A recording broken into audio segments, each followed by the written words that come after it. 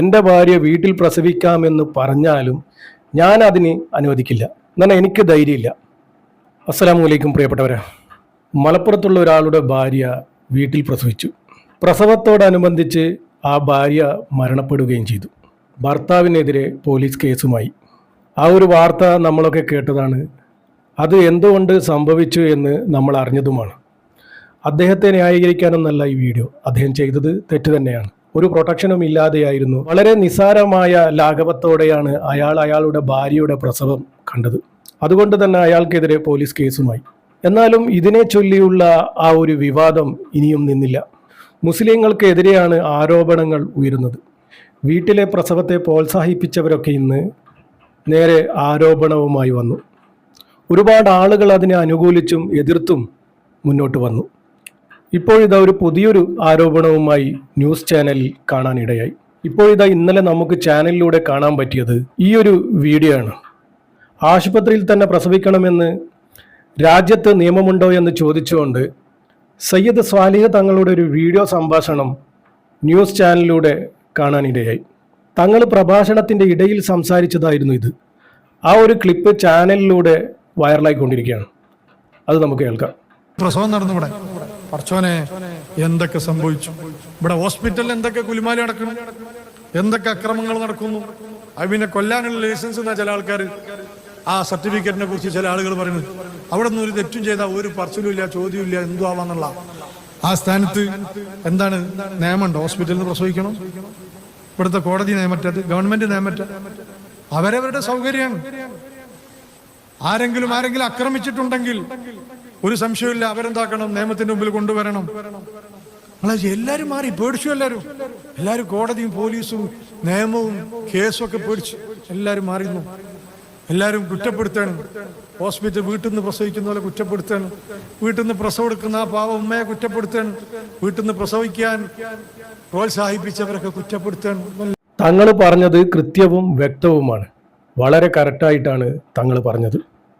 ശരിക്കും ഇതിൻ്റെ അഭിപ്രായം പറയേണ്ടത് സ്ത്രീകളാണ്. അവരാണ് പ്രസവിക്കുന്നത്, അവരാണ് ഇതൊക്കെ അനുഭവിക്കുന്നത്. അവരുടെ അഭിപ്രായമാണ് നമ്മൾ അറിയേണ്ടത്. അതിനു മുന്നേ നമുക്ക് ഈ ഒരു ന്യൂസിനടിയിൽ വന്ന കമൻറ്റ് നമുക്ക് നോക്കാം. ഓരോരുത്തരുടെ അഭിപ്രായമാണ് ഇതിൽ രേഖപ്പെടുത്തിയത്.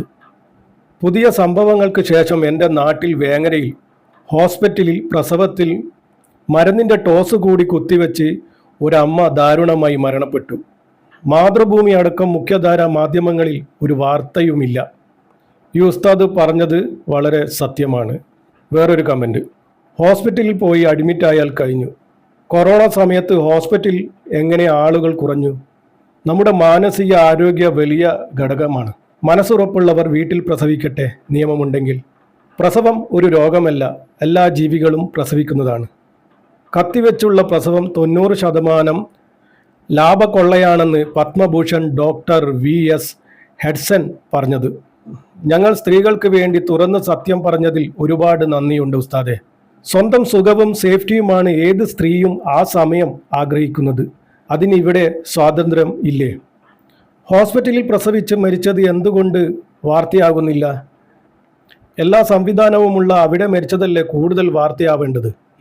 ഒരു പ്രസവത്തിന് അതും ഇതും പറഞ്ഞ് പൈസ കൊള്ളയടിക്കുന്ന ആശുപത്രിക്കെതിരെ എന്തുകൊണ്ട് വാർത്ത കൊടുക്കുന്നില്ല?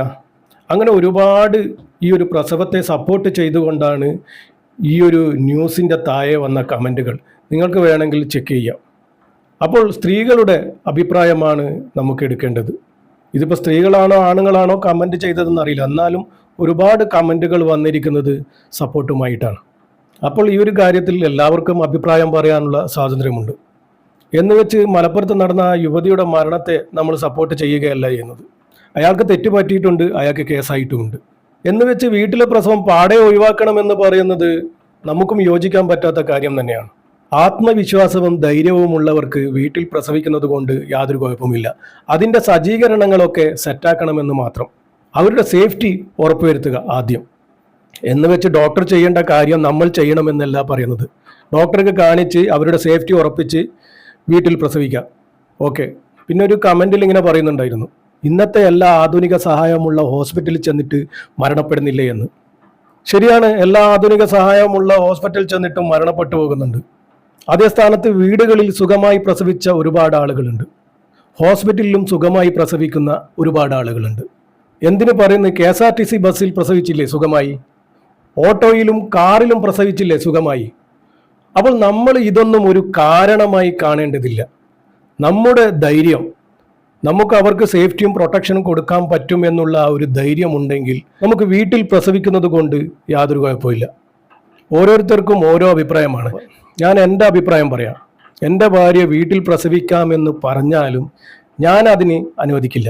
എന്നാൽ എനിക്ക് ധൈര്യമില്ല, എനിക്ക് ധൈര്യക്കുറവുണ്ട്. അപ്പോൾ ചിലർ പറയുന്നത് മരിക്കേണ്ടവർ എങ്ങനെയായാലും മരിക്കും, പടച്ച റബ്ബിൻ്റെ വിധിയാണ് എന്ന്. ഇന്നത്തെ എല്ലാ ആധുനിക സംവിധാനവും ഉണ്ടായിട്ടും നമ്മളത് ഉപയോഗപ്പെടുത്താതെ ഇത് പടച്ച റബ്ബിൻ്റെ വിധിയാണെന്ന് പറഞ്ഞ് മാറി നിൽക്കാൻ എന്നെ കൊണ്ടാവില്ല. ഇന്നത്തെ എല്ലാ സംവിധാനവും നമ്മൾ ഉപയോഗപ്പെടുത്താം. ഇന്ന് പല സംവിധാനങ്ങളുമുണ്ട്. ഇന്നത്തെ എല്ലാ സംവിധാനങ്ങളും നമ്മൾ ഉപയോഗപ്പെടുത്തി എന്നിട്ട് മരണപ്പെടുകയാണെങ്കിൽ നമുക്ക് കരുതാം പടച്ച റബ്ബിൻ്റെ വിധിയാണെന്ന്. ഇതിപ്പോൾ എല്ലാ സംവിധാനങ്ങളും ഉണ്ടായിട്ടും നമ്മൾ അതൊന്നും ഉപയോഗപ്പെടുത്താതെ എല്ലാം പടച്ച റബ്ബ് നോക്കിക്കോളും, പടച്ച റബ്ബിൻ്റെ വിധിയാണെന്ന് പറഞ്ഞ് മാറി നിൽക്കാൻ എന്നെ കിട്ടില്ല. നമ്മൾ ഇന്നത്തെ സാങ്കേതിക വിദ്യകൾ നമ്മൾ ഉപയോഗപ്പെടുത്താം. എന്നിട്ടും രക്ഷപ്പെടുത്താൻ കഴിഞ്ഞില്ലെങ്കിൽ പടച്ച റബ്ബിൻ്റെ വിധിയാണെന്ന് പറഞ്ഞ് നമുക്ക് മാറി നിൽക്കാം. ഞാൻ എൻ്റെ കാര്യമാണ് പറഞ്ഞത്. എനിക്ക് ധൈര്യമില്ല. പണമില്ലെങ്കിലും കടമെടുത്തുകൊണ്ട് നല്ലൊരു ഹോസ്പിറ്റലിൽ തന്നെ ഞാൻ കൊണ്ടുപോകും. എന്നാൽ എനിക്ക് ധൈര്യമില്ല, എനിക്കതിൻ്റെ റിസ്ക്കും ഏറ്റെടുക്കാൻ തയ്യാറല്ല. നമ്മുടെ ഒരു അനാസ്ഥ മൂലം പടച്ച റബ്ബിൻ്റെ വിധിയാണെന്ന് പറഞ്ഞ് മാറി നിൽക്കാൻ എന്നെ കൊണ്ടാവില്ല. നമുക്കിവിടെ ചെയ്യാൻ പറ്റുന്ന കാര്യങ്ങളൊക്കെ നമ്മൾ ചെയ്യുക. നമുക്ക് ഇവിടെയുള്ള എല്ലാ സൗകര്യങ്ങളും നമ്മൾ ഉപയോഗപ്പെടുത്താം. എന്നിട്ടും നമുക്ക് രക്ഷപ്പെടുത്താൻ കഴിഞ്ഞില്ലെങ്കിൽ അതാണ് പടച്ച റബ്ബിൻ്റെ വിധി.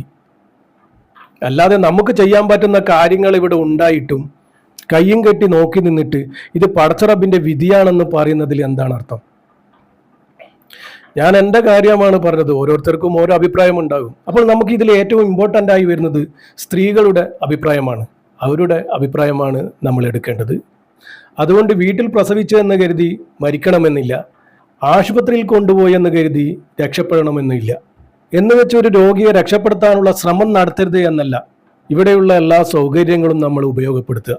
എന്നിട്ടും അവരെ രക്ഷപ്പെടുത്താൻ കഴിഞ്ഞില്ലെങ്കിൽ പടച്ച റബ്ബിൻ്റെ വിധിയാണെന്നോർത്ത് സമാധാനിക്കാം. അല്ലാതെ രക്ഷപ്പെടുത്താൻ വേണ്ടി ഇവിടെ ഒരുപാട് മാർഗങ്ങൾ ഉണ്ടായിട്ടും ഇത് പടച്ച റബ്ബിൻ്റെ വിധിയാണെന്ന് പറഞ്ഞ് മാറി നിൽക്കുന്നതിൽ ഇതിനെ കൊലപാതകം എന്നല്ലാതെ വേറെന്താണ് വിളിക്കേണ്ടത്? അപ്പോൾ നമുക്കിവിടെ ഒരുപാട് ശ്രമങ്ങൾ ഉണ്ടെങ്കിൽ അതിന് ശ്രമിച്ചു നോക്കാം. ഒരാൾ മരിക്കാനുള്ള കാരണം നമ്മളായിക്കൂടാ പ്രിയപ്പെട്ടവരെ. അവരെ രക്ഷപ്പെടുത്താനുള്ള എല്ലാ ശ്രമങ്ങളും നമ്മൾ നടത്തിയേക്കാം. എന്നിട്ടും പറ്റിയില്ലെങ്കിൽ എല്ലാം പടച്ച റബ്ബിലേക്ക്. അപ്പോൾ ഇൻഷാ അല്ലാഹ് എനിക്ക് ഇത്രേ പറയാനുള്ളൂ. അസ്സലാമു അലൈക്കും വറഹ്മത്തുള്ളാഹി.